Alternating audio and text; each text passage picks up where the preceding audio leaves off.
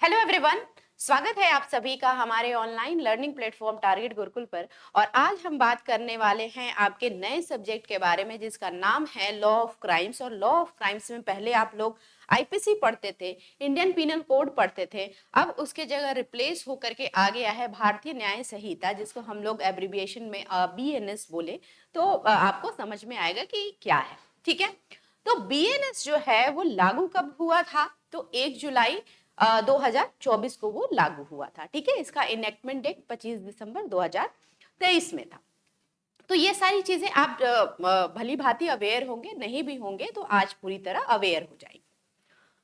अब मैं आपको बता दूं कि ये जो वीडियो है इसमें क्या क्या मिलने वाला है आपको। ये जो लेक्चर क्लास होने वाली है इसमें क्या क्या मिलेगा तो देख लीजिए। पहली चीज कि बीएनएस का इंट्रोडक्शन, बीएनएस इंट्रो आपको मिल जाएगा। ठीक, दूसरे इसमें कुछ कुछ आपके सिलेबस में जो इंपॉर्टेंट सेक्शंस हैं वो आपको देखने को मिलेंगे। फिर उसके बाद इसमें आपको जनरल जो एक्सप्लेनेशन है, जनरल एक्सप्लेनेशन वो आपको देखने को मिलेगी। उसके बाद हम लोग कंटिन्यू कर लेंगे और देख लेंगे कि क्या क्या जनरल एक्सेप्शन है, सामान्य अपवाद है। तो इस वीडियो में ये हम इन बातों पे चर्चा करने वाले हैं। ठीक है, तो चलिए बिना किसी देरी के हम स्टार्ट करते हैं। चलिए, तो सबसे पहले तो आप इसका पूरा नाम ही अगर बोल पाए तो सही होगा। एक बार मेरे साथ रिपीट कर सकते हैं आप कि बीएनएस का नाम क्या है? तो भारतीय न्याय संहिता 2023। ओके, तो देखो चैप्टर 1 जो है, चैप्टर 1, एक मिनट में कलर चेंज कर लेती हूँ इसका।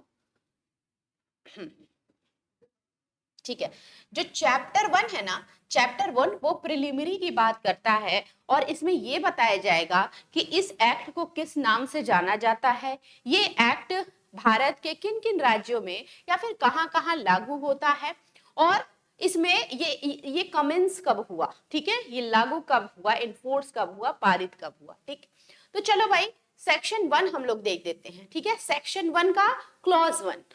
ठीक है, सेक्शन 1 का क्लॉज 1 क्या बोलता है कि दिस एक्ट में बी कॉल्ड द भारतीय न्याय संहिता 2023। तो नाम इसको किस नाम से बुलाया जाएगा? तो भारतीय न्याय संहिता 2023 कहा जा सकता है। ठीक है, अब 1 का क्लॉज 2 क्या बोल रहा है कि it shall come into force. ये कब फोर्स में आया, कब या कैसे ये फोर्स में आया, ये भी आपको देखना है। On such date, central government में notified in the official gazette. तो जब सेंट्रल गवर्नमेंट नोटिफाई कर देगी ऑफिशियल गजट में, उसी दिन से ये लागू हो जाएगा। तो बना तो ये 2023 में था, लेकिन ये लागू कब हुआ? जब सेंट्रल गवर्नमेंट ने ऑफिशियल गजट में इसको नोटिफाइड किया। तो वो डेट कब थी? तो 1 जुलाई 2024 सेंट्रल गवर्नमेंट ने नोटिफाई किया था ऑफिशियल गजट में कि इस दिन से ये जो तीनों न्यू क्रिमिनल लॉज हैं, यानी कि बीएनएस, बीएनएसएस और बीएसए, ये लागू होगा। ओके, चलिए, अब केंद्र सरकार ये निर्धारित करेगा कि कब होगा। नेक्स्ट क्या कह रहा है कि एवरी, मतलब 1 का क्लॉज 3 याद रखना। 1 क्लॉज 3 क्या कह रहा है कि every person shall be liable to punishment under this Sanhita. मतलब इस संहिता में हर एक पर्सन क्या होगा? लाइबल होगा। किस चीज के लिए? पनिशमेंट के लिए। और कैसी पनिशमेंट भाई? मतलब इस संहिता में जो बात प्रोहिबिट करी गई होगी, जो बातें प्रोहिबिट करी गई होगी, अगर वो आप करते हो तो आपको क्या मिलेगा? पनिशमेंट मिलेगा अंडर बीएनएस। और ओमिट करोगे तो, ओमिट मतलब क्या होता है? जो बात आपको कानून में कही गई है करने की, आपको कर्तव्य बताया गया है, ड्यूटी बाउंड हो आप करने के लिए, और नहीं करते हो मीन्स ओमिट करते हो, तो ओमिट करने के लिए भी आपको क्या मिलेगा? फिर सजा या पनिशमेंट मिलेगी। तो every person shall be liable, ऐसा नहीं कि कोई लाइबल नहीं है, हर एक पर्सन लाइबल है पनिशमेंट के लिए अंडर दिस संहिता। संहिता कौन सी? BNS. Okay, not otherwise for every act और ओमिशन। एक्ट और ओमिशन तो मैंने बता ही दिया ना, एक्ट और ओमिशन को क्या बोलते हैं कि कार्य और चूक। एक्ट को बोलते हैं कार्य और ओमिशन को बोलते हैं चूक, ठीक है। जो गिल्टी विद इन इंडिया या फिर इंडिया के टेरिटरी में जो भी लोग कोई भी ऐसा ऑफेंस करते हैं जो अंडर बीएनएस पनिशेबल बताया गया है, वो हर एक इंसान क्या होगा, पनिश्ड होगा, ओके, बीएनएस के अकॉर्डिंग। अब 1 का क्लॉज 3 ये बोलता है कि every shall be liable for the punishment for the act और ओमिशन, ओके। 1 का क्लॉज 4 क्या बोल रहा है, 1 का क्लॉज 4 हम देखेंगे कि any person liable by any law for the time being in force in India to be tried for an offence committed beyond India shall be dealt with according to the provision of this section for any act committed beyond India in the same manner as if such an act has been committed within India। क्या कह रहा है यार, हिंदी में भी देख लेते हैं कि भारत के बाहर किए गए अपराध के लिए, बाहर की बात कर रहा है, भारत के बाहर किए गए अपराध, किसी अपराध के लिए भारत में लागू किसी भी कानून के तहत उत्तरदायी किसी भी व्यक्ति के साथ भारत के बाहर किए गए किसी भी कार्य के लिए इस संहिता के प्रावधानों के अनुसार उसी तरह से निपटा जाएगा जैसे ऐसा कार्य करने में भारत के भीतर किया गया। अब यहाँ पे देखो, अगर कोई भारत का व्यक्ति यहाँ ना रह करके कहीं और जाकर के वो अपराध कर रहा है, मान लो यहाँ का कोई व्यक्ति है नेपाल में जाकर के कोई अपराध कर दिया, ठीक है ना, या फिर किसी भी तरह का अपराध अपने टेरिटरी के बाहर जाके कर दिया, तो इसका मतलब ये नहीं कि वो छूट जाएगा, उस व्यक्ति को उसी तरह पनिशेबल किया जाएगा या पनिशमेंट दिया जाएगा जिस तरह वो अपने देश में रह करके वो क्राइम करता या एक्ट करता या ओमिशन करता, वैसा मिलता तो, ठीक है ना, मेरी बात समझ में आई। अब ऐसा नहीं है कि यहाँ का कोई नागरिक है या यहाँ का कोई सिटीजन है वो क्या कर रहा है, मान लो यहाँ ना क्राइम करके कहीं और क्राइम कर रहा है, तो इसका मतलब ये नहीं वो बीएनएस से, ये वो भारतीय न्याय संहिता से बच जाएगा, वो कहीं भी रहेगा उसके ऊपर बीएनएस लागू होगा ही, ठीक है ना। 1 का क्लॉज 4 ये कह रहा है, ओके। अब यहाँ क्या है, 1 का क्लॉज 5, 1 का क्लॉज 5 क्या कह रहा है कि the provisions of this Samhita shall also apply to an offense committed by। अब यहाँ पे देखो, इस संहिता के जो प्रावधान है ना वो किसी अपराध पर भी लागू होंगे। किन अपराधों पे, तो ये तीन चार तरीके के अपराध दिए हैं, इसमें बोला गया है कि इन सिचुएशंस में भी क्या होगा, बीएनएस लागू होगा, ओके। पहला क्या है, any citizen of India in any place without and beyond India, कह रहा है कि भारत के बाहर और बाहर किसी भी स्थान पर भारत का कोई भी नागरिक, जैसा मैंने पहले बताया कि भारत का नागरिक या तो इंडिया में या भारत के बाहर कोई भी अगर अपराध कर रहा है जो बीएनएस में ओमिशन उसका बताया गया है या फिर एक्ट बताया गया है जो प्रोहिबिट किया गया है एक्ट, अगर वो करता है तो वो बीएनएस के अंतर्गत ही पनिशेबल होगा, weather he is in within territory of India or outside the territory of India, okay। 5 का बी क्या कह रहा है, मतलब 1 का क्लॉज 5 सब क्लॉज बी ऐसे पढ़ना होता है। Any person on any ship, देख लो कोई भी पर्सन है अगर वो किसी शिप पे या फिर एयरक्राफ्ट पे, मतलब किसी जहाज या विमान पर जो रजिस्टर्ड हो, कहाँ पे, जो इंडिया में पंजीकृत हो, भारत के किसी भी स्थान पर कोई भी अगर जहाज या फिर विमान पंजीकृत है अगर in India, what ever it may be. अब यहाँ पे देखो कि कोई भी पर्सन अगर कोई क्राइम कर रहा है, कोई ऑफेंस कर रहा है, क्राइम नहीं कहेंगे, ऑफेंस कहेंगे, ऐसा ऑफेंस जो बीएनएस में गिवन है, ठीक है ना, प्रोहिबिटेड है। अब कोई भी इंसान अगर भारत में रजिस्टर्ड शिप या एयरक्राफ्ट पे कोई भी ऐसा ऑफेंस कर रहा है जो बीएनएस में पनिशेबल है, तो वो चीज किस व्यक्ति पे लगेगी, वो एक्ट किस पे लगेगा, वो सेक्शन किस पे लगेगी ऑफेंस की, तो उस व्यक्ति पे जिसने इंडिया में रजिस्टर्ड किसी शिप या एयरक्राफ्ट पे कोई एक्ट या ओमिशन या ऑफेंस किया है जो बीएनएस में मेंशन है। ठीक है ना। अब ये एनी पर्सन से क्या मतलब है भाई, एनी पर्सन में तो इंडिया के पर्सन को बोला नहीं ना है ना। मतलब मान लो अगर अमेरिका का कोई व्यक्ति है या फिर कोई भूटान का व्यक्ति है, चाइना का व्यक्ति है, कहीं का भी व्यक्ति है, लेकिन वो इंडिया के रजिस्टर्ड शिप पे या इंडिया के रजिस्टर्ड एयरक्राफ्ट पे ना अगर कोई ऑफेंस कर दे रहा है तो उसको पनिशमेंट किसके अकॉर्डिंग मिलेगी, तो इस भारतीय न्याय संहिता के अंतर्गत मिलेगी, वो बीएनएस के अंतर्गत उसको डील करा जाएगा। ओके चलो अब सेक्शन 5 का सेक्शन 1 का सबसेक्शन क्लॉज 5 का सबसेक्शन सी ये क्या कह रहा है, any person in any place without and beyond territory without and beyond India committing offense targeting a computer resource। अब मान लो कि कोई एक व्यक्ति है, हिंदी में भी देख लेते हैं, भारत के बाहर और बाहर किसी भी स्थान पर कोई भी व्यक्ति भारत में स्थित, किसमें स्थित, भारत में स्थित कंप्यूटर संस्थान को निशाना बनाकर अपराध कर रहा है।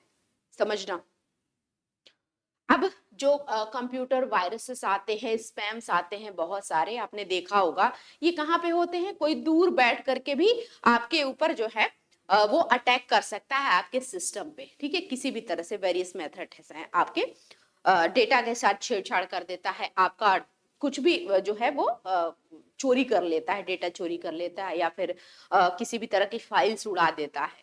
तो ये क्या है, जिसमें फिशिंग वगैरह आता है, आप जानते होंगे फिशिंग है, और भी बहुत सारे कंप्यूटर वायरसेस बना देते हैं, मॉलवेयर्स बना देते हैं, जिसके थ्रू पूरा कंप्यूटर सिस्टम जो है बैठ जाता है। अब मान लो कोई अमेरिका में बैठा हुआ व्यक्ति या कोई भी कंट्री आप चुन लो, फ्रांस में बैठा हुआ कोई व्यक्ति है, वो क्या कर रहा है, इंडिया में इंडिया के रिसोर्सेस पे, मतलब इंडिया के कंप्यूटर रिसोर्सेस में कुछ गड़बड़ी कर दे रहा है, या वहां से कुछ वायरस भेज के कंप्यूटर के, इंडिया के कंप्यूटर सिस्टम पे क्या कर रहा है, अटैक कर रहा है। तो क्या होगा उस व्यक्ति का, अब उस व्यक्ति को कहां के अकॉर्डिंग पनिशमेंट दी जाएगी, वो पकड़ाएगा तो इंडिया में जो बीएनएस के प्रोविजंस हैं, इंडिया में बीएनएस के अकॉर्डिंग ही उसको भी क्या किया जाएगा, एंटरटेन किया जाएगा, उस पे भी वही चार्जेस लगाए जाएंगे जो अगर वो इंडिया का सिटीजन होते हुए करता तो लगता, वही सेम उस पे भी लगेंगे, भले ही वो कहीं का भी सिटीजन रहे। लेकिन अगर बाहर बैठ करके इंडिया के कंप्यूटर का कुछ छेड़छाड़ कर रहा है या फिर कंप्यूटर रिसोर्सेस पे कुछ टारगेट कर रहा है ऑफेंस करने का, तो उसके इंडिया के बीएनएस के ही अकॉर्डिंग उसको ट्रीट करा जाएगा। ठीक है, अब यहाँ पे देखो एक्सप्लेनेशन देख लो भाई, एक्सप्लेनेशन बहुत इंपॉर्टेंट होता है, स्पष्टीकरण। हालांकि मैंने स्पष्टीकरण बहुत दे ही दिया है आपको अपना एग्जांपल दे देकर, लेकिन फिर भी देखते हैं कि बेयर एक्ट में, क्योंकि ये बेयर एक्ट ही है, ठीक है ना, आप बेयर एक्ट अगर नहीं लिए होंगे तो बीएनएस का बेयर एक्ट आप ले लें।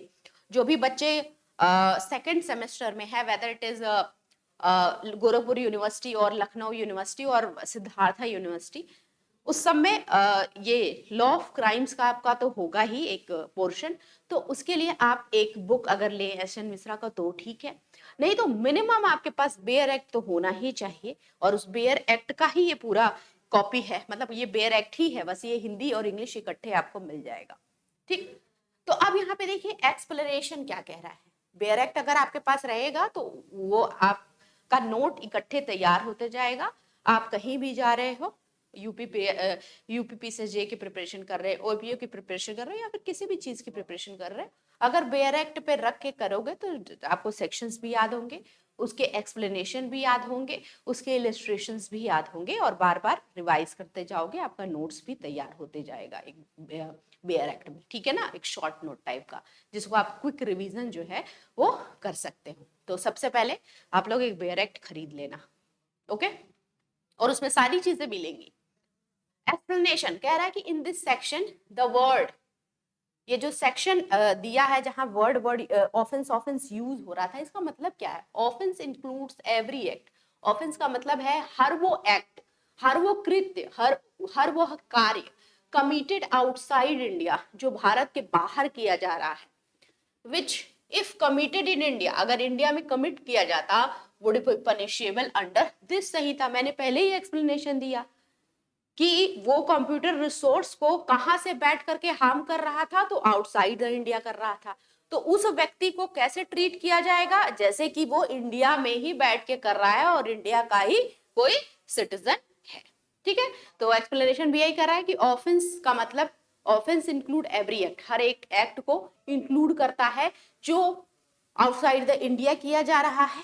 और अगर आउटसाइड द इंडिया किया जा रहा है, अगर वो इंडिया में किया जाता, इफ कह रहा है ना, इफ कमिटेड, अगर इंडिया में किया जाता तो would be punishable under this Sanhita, तो इसी संहिता यानी बीएनएस के संहिता के अंतर्गत उसको पनिशमेंट मिलती। इसी तरह अगर बाहर का भी कोई बैठा हुआ इंसान इंडिया के कंप्यूटर रिसोर्स पे टारगेट कर रहा है, तो उसको भी सेम वैसे ही सजा मिलेगी जैसे यहाँ का कोई व्यक्ति यहीं के कंप्यूटर रिसोर्स पे अगर कोई छेड़छाड़ करता तो। ठीक है, इलस्ट्रेशन देख लेंगे, दृष्टांत देख लेंगे। अब एग्जाम में आपको एक्सप्लेनेशन लिखने की जनरली जरूरत नहीं होती है, लेकिन दृष्टांत जो है ये इंपॉर्टेंट होता है, इलस्ट्रेशन इंपॉर्टेंट होता है। तो इलस्ट्रेशन पे ध्यान देंगे। क्या कह रहा है? ए कोई व्यक्ति होगा, a who is the citizen of India, ए एक व्यक्ति है जो इंडिया का नागरिक है, सिटीजन है, कमिट करता है, कमिट्स अ मर्डर, देखो मर्डर कर दिया इसने, commits a murder in any place, किसी भी प्लेस में क्या कर दिया, ये मर्डर कर दिया, विदाउट एंड बियॉन्ड इंडिया, जो इंडिया में नहीं है, मतलब इंडिया में ना रह करके, बल्कि इंडिया से वो बाहर जा करके क्या किया, कोई भी जो मर्डर है वो कमिट कर दिया। he can be tried and convicted of murder, murder के लिए उसको ट्रायल किया जाएगा, उस पर मुकदमा चलाया जाएगा और उसको कन्विक्ट किया जाएगा, उसको जो है सजा दी जाएगी। In any place in India in which he may be found, तो भारत के किसी भी कोने में वो पाया गया, अगर जिसने भारत के किसी भी कोने में अगर पाया गया, तो उसको पकड़ करके वहीं सजा, उस पर मुकदमा किया जाएगा और वहीं उसको सजा भी सुनाई जाएगी। भले ही ए ने इंडिया का ही सिटीजन था, भले ही ए इंडिया का सिटीजन था, इंडिया में ना मर्डर करके ये कहाँ किया है, इंडिया के बाहर मर्डर किया है, फिर भी ये बच नहीं पाएगा। ये कहीं भी इंडिया में पकड़ा जाएगा ना, तो उसको वहीं पकड़ लिया जाएगा, वहीं मुकदमा दायर किया जाएगा और वहीं उसको सजा भी मिल जाएगी। ठीक, चलो अब 1 का क्लॉज 6, 1 सेक्शन पढ़ रहे थे, ये सेक्शन 1 ही चल रहा है बेटा, 1 का क्लॉज 6। अब ये याद रखना, 1 clause 6 sub clause, sorry 1 section 1 clause 6 ये चल रहा है, सेक्शन 1 का क्लॉज 6।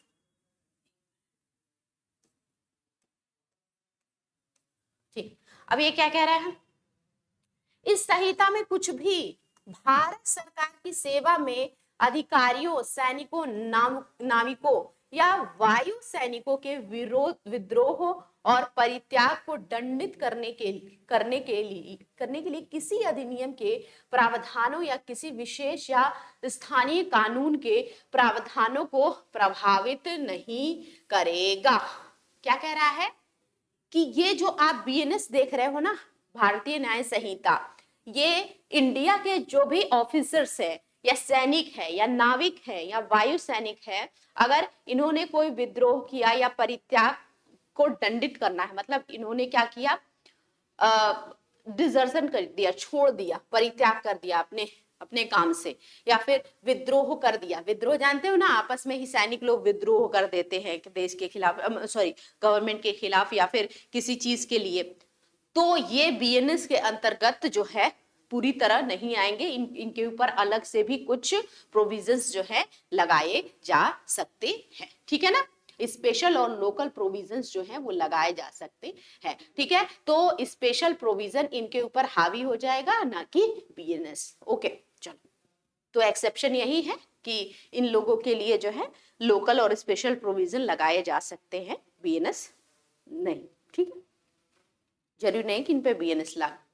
अब यहाँ पे देखो सेक्शन 2 स्टार्ट होता है, in this Samhita unless the context otherwise requires, इस संहिता में जब तक कि संदर्भ में अन्यथा अपेक्षित ना हो। मतलब अब आपका शुरू हो रहा है इंटरप्रिटेशन क्लॉज या फिर डेफिनेशन क्लॉज। इसमें ये बताया गया है कि इसमें जितने भी डेफिनेशन दिए गए हैं उसको हर जगह बीएनएस में एज इट इज ही समझेंगे, कुछ अलग जब तक नहीं बताया जाता इस प्रोविजन इस बीएनएस में आगे तब तक। मतलब कि अगर चाइल्ड है, चाइल्ड का डेफिनेशन होगा, हाँ अगर इस बीएनएस में पूरे बीएनएस में इस पूरे बीएनएस में जहां भी चाइल्ड दिया होगा ना, तो चाइल्ड का मतलब आप लोग यही समझोगे, चाइल्ड मीन्स एनी पर्सन, कोई भी पर्सन जो बिलो है एज ऑफ 18 ईयर्स, मतलब 18 साल का कोई भी व्यक्ति क्या होगा भाई, तो वो चाइल्ड होगा। तो इस बीएनएस इतने सारे सेक्शन है इसमें, इस बीएनएस में जहां भी चाइल्ड का शब्द का प्रयोग होगा ना, चाइल्ड मतलब आप क्या समझोगे, ऐसा हर एक व्यक्ति या ऐसा कोई व्यक्ति जो 18 साल से कम होगा चाइल्ड होगा। अनलेस एंड अनटिल, जब तक कि चाइल्ड का कोई स्पेशल डेफिनेशन ना दिया गया हो उस पर्टिकुलर सेक्शन में। ओके, ये कह रहा है। तो चलो हम एक एक करके अब देख लेते हैं क्या कह रहा है। 2 का क्लॉज 1 एक्ट, एक्ट का डेफिनेशन देता है। एक्ट मतलब क्या है, act denotes as well as a series of acts as a single act, मतलब कि एकल कार्य के साथ साथ कृत्यों की एक श्रृंखला। मतलब कोई भी आप कार्य कर रहे हो, कोई भी आप एक्ट कर रहे हो ना, तो वो क्या है, कार्य है। कोई भी कार्य क्या है, एक्ट है। और वो एक्ट क्यों कहलाया जा रहा है, वर्क क्यों नहीं कहलाया जा रहा है, क्योंकि जो भी काम आप करते हो, जो ऑफेंस जो बीएनएस में बताया गया है ऑफेंस, मतलब ये काम आप करोगे तो ये एक्ट आप कार्य करोगे, ये वर्क आप करोगे, वर्क नहीं एक्ट करोगे, तो ये क्या होगा, ऑफेंस कहलाएगा। तो वही कह रहा है कि कोई भी अगर आप एक्ट कर रहे हो या सीरीज ऑफ एक्ट कर रहे हो, बहुत सारे एक्ट एक साथ कर दे रहे हो, तो वो एक्ट के डेफिनेशन में कहलाएगा। ठीक है ना, 2 क्लॉज 1 में आएगा। अब 2 क्लॉज 2 क्या कह रहा है, ये भी डेफिनेशन बताता है एनिमल के बारे में कि what is animal. Animal mean, animal मतलब living creature other than the human being, मतलब मनुष्य को छोड़ करके कोई भी लिविंग क्रिएचर ना, वो क्या है, एनिमल है। अब कोई अलग से नाम नहीं दोगे, एलियन नाम नहीं दे दोगे, ठीक है। मनुष्य को छोड़ करके जो भी कोई लिविंग क्रिएचर आपको दिख रहा है वो क्या है, एनिमल है। और ये कहां पे समझा जाएगा ये डेफिनेशन, तो ये बीएनएस में जहां भी एनिमल यूज हुआ होगा वहां ये डेफिनेशन समझाया जाएगा। इसी तरह चाइल्ड का 2 क्लॉज 3 में डेफिनेशन दिया गया है, जो कहता है कि कोई भी व्यक्ति जो 18 साल से कम है वो चाइल्ड है, तो इसमें बताने की जरूरत नहीं है। 2 क्लॉज 4 जो है वो काउंटरफिट, काउंटरफिट मतलब जाली, ठीक है ना, नकली। आप सोचते हैं मार्केट में ऐसा देखने को मिलता है कि हमें जो है काउंटरफिट या नकली नोट्स का सप्लाई हो रहा है, ऐसा जनरली आप लोग सुनते होंगे, तो वही नकली से ही है। क्या कह रहा है कि any person person is said to be counterfeit, नकली कहलाता है, who causes one thing to resemble another thing, intending by means that the resemble to practice deception or knowing to be likely the deception will thereby be practiced। deception मतलब क्या होता है, नकली में क्या होता है, कोई भी चीज नकली कैसे होगी, मान लो ये पेन है, इसी पेन के तरह कोई और पेन, ये ओरिजिनल पेन है और इसी का रेप्लिका कोई बना के हमको ये कह रहा है कि मैडम ये आपका देखिए ये दोनों पेन तो एक ही जैसे हैं, इसमें कैसे कहिएगा कि आपका कौन सा पेन है, तो आपको जो समझ में आ रहा है ले लीजिए। अब देखिए ये मेरे साथ मैंने नकली ले लिया क्योंकि दोनों सेम ही दिख रहे हैं ना, तो मेरे साथ क्या हुआ, डिसेप्शन हुआ, मेरे पास मेरे साथ धोखाधड़ी करके नकली चीज मुझसे पकड़ा दिया गया। तो नकली बनाया ही इसलिए जाता है क्योंकि असली में कुछ कंफ्यूजन क्रिएट किया जा सके। ओके, तो वही कह रहा है कि एक व्यक्ति नकली कहा जाता है, क्यों कहा जाएगा, जब कोई भी चीज का वो रेप्लिका बनाता है, समानता दिखाता है और समानता दिखा करके क्या करता है, धोखाधड़ी करता है। ठीक है, चल जानबूझ करके करता है, ये याद रखना कि जानबूझ करके वो ऐसा काउंटरफिट वाला काम करेगा। अनजाने में हो गया तो अनजाने को एक्सेप्शन मिलता है। ठीक है, चलो देखो एक्सेप्शन की मैंने बात किया और यहाँ पे एक्सप्लेनेशंस भी बहुत सारे दे दिए। एक्सप्लेनेशन 1 में क्या कहता है,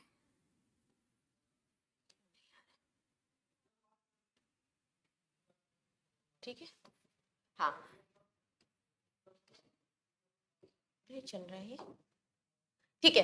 एक्सप्लेनेशन देखिए, it is not essential to counterfeiting that the imitation should be exact. जालसाजी के लिए यह आवश्यक नहीं कि नकल हूबहू हो।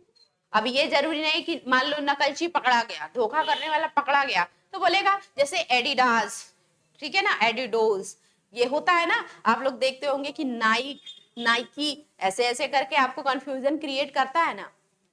तो ऐसा नहीं कि वो पकड़ा जाए तो बोला जाए अरे इनको तो let the buyer be aware, इनको खुद ही वो अवेयर होना चाहिए अपने सामान को लेकर के, ये क्यों जालसाजी में फंसे, मैंने किया भी तो ये क्यों नहीं अपना चेक किए। क्यों? क्योंकि अब इसका एक्सप्लेनेशन इसीलिए दे दिया गया है कि वो सामने यानी कि धोखाधड़ी करने वाला, नकली सामान बनाने वाला ना बचे, इसीलिए यहाँ पे एक्सप्लेनेशन दे के रखा है कि भैया अगर मिलता जुलता भी तुम करोगे ना, एग्जैक्टली सेम नहीं रहेगा, मिलता जुलता भी अगर तुम नकली सामान बना रहे हो ना, तभी तुम क्या कर रहे हो, काउंटर फिटिंग कर रहे हो, ठीक है ना। तो हु बहू नकल हो ना हो, मिलता जुलता ही हो, 90% ही मिले, 80% ही मिले, लेकिन मिल तो रहा है ना, ठीक है। कोई ऐसी चीज करो जिससे इंसान उसको अलग कर पाए और बिना दिमाग लगाए, एक्स्ट्रा, ओके। अब यहाँ पे एक्सप्लेनेशन देख लिया, एक्सप्लेनेशन 2 यानी स्पष्टीकरण देख लो भाई, कि जब कोई व्यक्ति एक वस्तु को दूसरी वस्तु में मिलाता जुलाता बनाता है, मिलता जुलता बनाता है, और समानता ऐसी हो कि किसी व्यक्ति को इसके द्वारा धोखा दिया जा सकता है, यह तब तक माना जाएगा जब तक कि इसके विपरीत साबित ना हो कि व्यक्ति एक चीज को दूसरी चीज में मिलाता जुलाता बना रहा है, उस समानता के माध्यम से धोखाधड़ी का अभ्यास करने का इरादा रखता है, यह जानता है कि इस प्रकार धोखाधड़ी का अभ्यास किया जाएगा। अब मान लो कि कोई व्यापारी है, ठीक है ना, कोई व्यापारी है, वो उसका चावल जो है, चावल का वो व्यापार करता है, राइस का। अब राइस में बहुत सारी वैरायटी आती है, काला नमक हो गया, फिर तुम्हारा बासमती हो गया, और पता नहीं बहुत सारी, सरजू बावन, ऐसे करके बहुत सारे चावल्स आते हैं। अब वो क्या करता है कि एक महंगा चावल लेता है और एक मिलता जुलता उसी से जो है कोई और चावल लेता है। जैसे अगर हम काले नमक चावल की बात करें तो वो छोटे से होते हैं, पतले पतले, और लेकिन खुशबू उसकी बहुत अच्छी होती है। तो वो क्या करता है कि काला नमक तो महंगा है, 100-110 रुपए किलो है, उससे मिलता जुलता ही कोई और चावल ले लिया जो उसी तरह दिखता है और उसमें मिला दिया। बोले यार अरे एक 2 मुट्ठी ये रहेगा, 1 मुट्ठी ये दूसरा चावल रहेगा, खुशबू तो आ जाएगी, मिलने जुलने में सामान है, ठीक है, चावल ही तो बनाना है। अब वो व्यापारी क्या करता है, ऐसे करके धोखाधड़ी करता है, मिलता जुलता सामान एक में मिला करके और सामने वाले को बेच देता है। क्या ये काउंटरफिटिंग नहीं है? बिल्कुल है, ठीक है। तो ऐसा भी कोई काम कर रहा है तो इसका मतलब ये नहीं कि वो बच जाएगा, वो भी अपराध कर रहा है, वो भी ऑफेंस कर रहा है, ठीक है, काउंटरफिट कर रहा है वो, ओके। चलो अब यहाँ नेक्स्ट जो हमारा डेफिनेशन है वो है 2 क्लॉज 5 में दिया हुआ, और वो है कोर्ट। कोर्ट का मतलब क्या है भाई?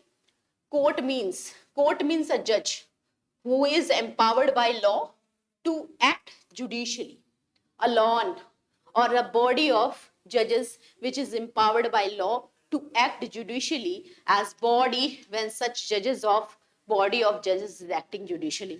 कोर्ट का मतलब जज से है। कैसा जज?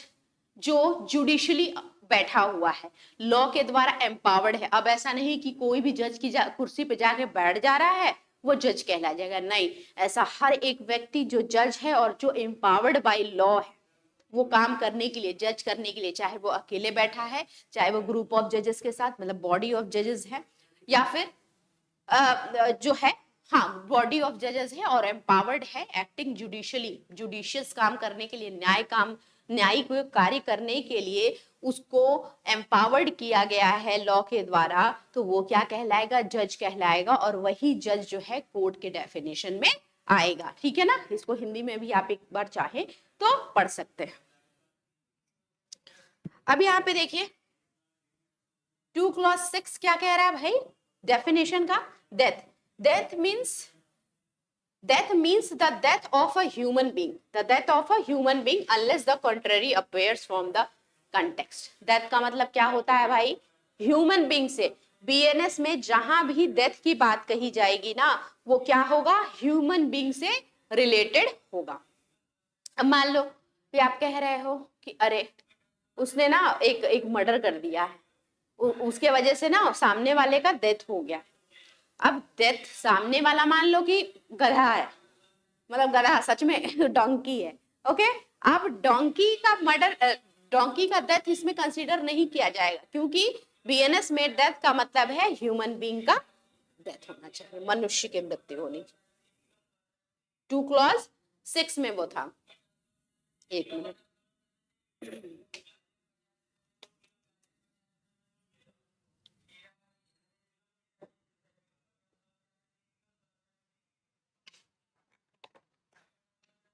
चलो अब आप लोग देखो, डिसऑनेस्टली, डिसऑनेस्टली मतलब क्या होता है भैया, बेईमानी से। 2 क्लॉज 7 में है, मीनिंग डूइंग एनीथिंग।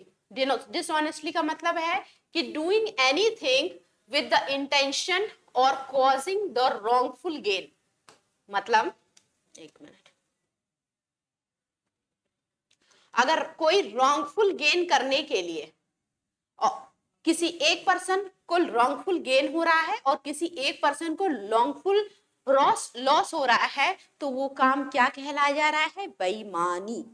बेईमानी या डिसऑनेस्टली किसको कहा जा रहा है, तो कोई ऐसा काम कोई व्यक्ति कर दिया है, कोई ऐसा एक्ट कोई व्यक्ति कर दिया है जिससे किसी व्यक्ति को गलत तरीके से लॉस हो रहा है और वहीं दूसरे व्यक्ति को गलत तरीके से गेन हो रहा है, तो ये क्या है, बेईमानी है, डिसऑनेस्ट है। ठीक है, चलो अब गलत तरीके से हानि और गलत तरीके से लाभ होने का मतलब आपको समझा देती हूं मैं। अब मान लो कि जैसे कि ये मोबाइल जो है वो मेरा है, ठीक है ना, ये मोबाइल मेरा है। अब ये मोबाइल मान लो कि कहीं गिर गया है या फिर कहीं छूट गया है। अब ये मोबाइल मिलना किसको चाहिए था, मुझे मिलना चाहिए था। जब ये रिसीव्ड हो गया, ये रिकवर हो गया कहीं से, तो मिलना मुझे चाहिए था। लेकिन किसी ने कुछ तो किया घपला और मुझे जो गेन होना चाहिए था, ठीक है, वो गेन किसको हो गया, दूसरे को हो गया। तो उसको क्या हो गया, रॉन्गफुल गेन हो गया, गलती से उसको लाभ हो गया और मुझे क्या हो गया, इसके जगह कोई सस्ता फोन पकड़ा दिया गया, ठीक है, या फिर जिसकी वैल्यू कम है, जो अच्छा नहीं है, वो फोन पकड़ा दिया गया, तो हमको क्या हो गया, रॉन्गफुल लॉस हो गया। ठीक है ना, तो ये क्या है, डिसऑनेस्टली में ही आएगा, बेईमानी पूरा। और अगेन ये जानबूझ करके होना चाहिए, इंटेंशनली, हर जगह इंटेंशन का काम होना चाहिए, क्योंकि क्राइम में एक इसेंशियल, 4 इसेंशियल एलिमेंट्स होता है, मैं बता देती हूँ। क्राइम के जो है वो 4 इसेंशियल जो है वो एलिमेंट होते हैं, ठीक है, 4 इसेंशियल एलिमेंट्स होते हैं। और वो कौन कौन से हैं, तो पहला तो जो क्राइम करने वाला होना चाहिए वो क्या होना चाहिए, ह्यूमन बीइंग होना चाहिए, ठीक है, इंसान होना चाहिए। उसके बाद उसका इंटेंशन, तो हर कोई भी अगर एक्ट या ऑफेंस किया जा रहा है तो उसका इंटेंशन, इंटेंशन देखना है, ठीक है। उसके बाद क्या होना चाहिए भाई, एक्ट होना चाहिए, एक्ट। और लास्ट क्या होना चाहिए, उस एक्ट के वजह से इंजरी होना चाहिए या इफेक्ट पड़ना चाहिए, हार्म होना चाहिए। तो इसलिए याद रखना कि जब भी कोई ऑफेंस की बात करी जाएगी तो उसमें इंटेंशन आप जरूर देखना, ओके। चलो अब 2 क्लॉज 8 जो है वो बात करता है डॉक्यूमेंट के बारे में। डॉक्यूमेंट, दस्तावेज, आप सभी जानते हो क्या होता है।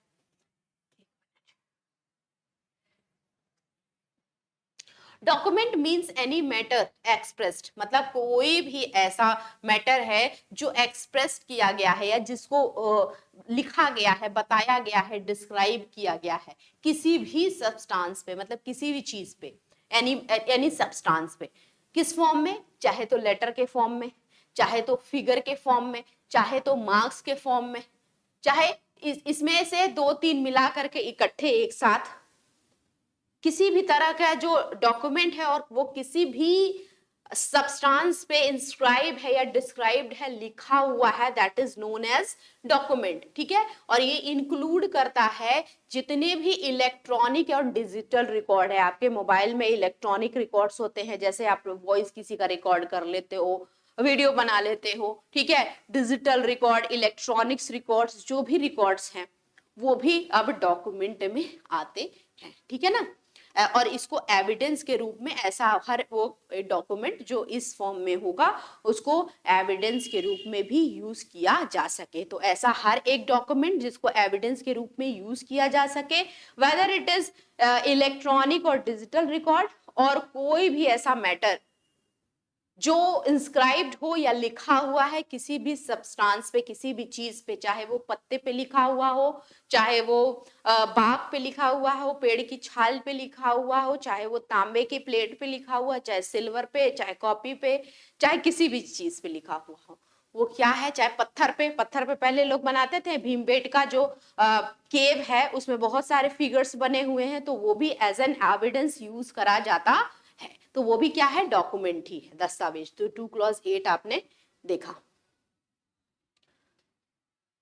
अब यहाँ पे इसका भी एक्सप्लेनेशन है कि एक्सप्लेनेशन 1 क्या कहता है इसका डॉक्यूमेंट का, कि यह मायने नहीं रखता कि अक्षर, अंक या चिन्ह किस माध्यम से या किस पदार्थ से बने हैं। मैंने बताया ही ना कि ये जरूरी नहीं कि किससे लिखा गया है, पत्थर पे चौक से लिखा गया है या फिर किसी कलर से लिखा गया है, किस पेन से लिखा गया है, इसका कुछ मतलब नहीं, लिखा होना चाहिए किसी भी चीज से लिखा गया।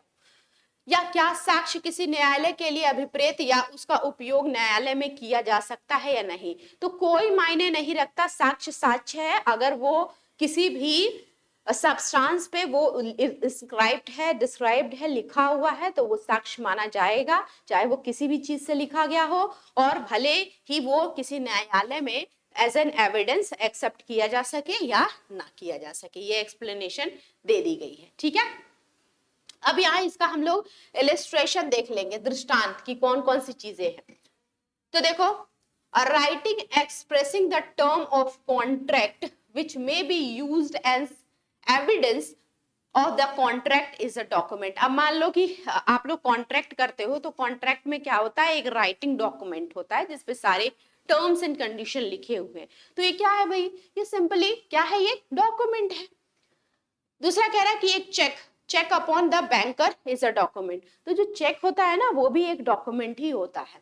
पावर ऑफ अटॉर्नी जो होती है, पावर ऑफ अटॉर्नी वाला जो डॉक्यूमेंट है, वो भी डॉक्यूमेंट कंसीडर किया जाता है। डी, कोई मैप है, कोई प्लान है, जैसे इंडिया का मैप क्या है, डॉक्यूमेंट है, या फिर कहीं का भी मैप है अगर जो ऑथोराइज तरीके से बनाया गया है या जिसको पास कराया गया, वो क्या है, एक डॉक्यूमेंट है, वो एक प्लान है, ओके, और एक पीस ऑफ एविडेंस भी है।